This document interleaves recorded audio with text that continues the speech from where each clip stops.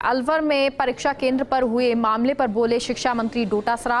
कहा, पहली पारी में हालांकि अभ्यर्थियों ने किया बहिष्कार, लेकिन दूसरी पारी का वहां सफल आयोजन कराया गया।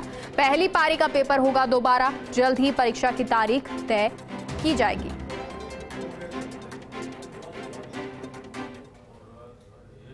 अभी मैंने नोडल एजेंसी को निदेशक महोदय को कहा था कि आप बात कीजिए कि हम इस सेंटर के बारे में और जो बच्चे उस सेंटर के ऊपर पर्टिकुलर रह गए उसके बारे में हम लोग क्या करने वाले हैं। इन्होंने वहाँ के चेयरमैन और सेक्रेटरी से बात की है।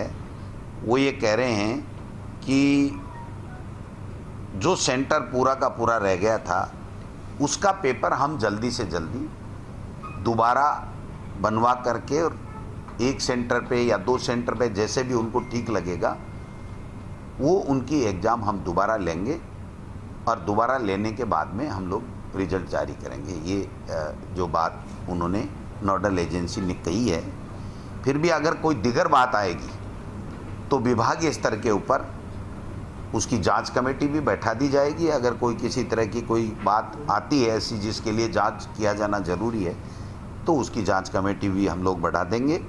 जो पेपर पहुंचना चाहिए था 8:30 बजे वो 10:20 के ऊपर पहुंचे। तो ट्रैफिक जाम होने की वजह से जो एक तरीके से प्रशासनिक चूक रही है। हालांकि उनको एक कह दिया गया कि आपको इतना समय हम ज़्यादा दे देंगे, लेकिन हर तरह के लोग रहते हैं, उसके ऊपर वो राज़ी नहीं हुए और वो एग्ज़ाम नहीं हो पाई। तो ये एक त्रुटि मैं समझता हूँ कि प्रशासनिक व्यवस्था के ऊपर भी रही, लेकिन वो मजबूरी में हुई क्योंकि अब ट्रैफिक जाम होना किसी के बस में नहीं है। नेशनल हाईवे था, तो मैं समझता हूँ ये सारी चीज़ें हुई है। इसके लिए हम लोग उन बच्चों का नुकसान नहीं हो इसलिए।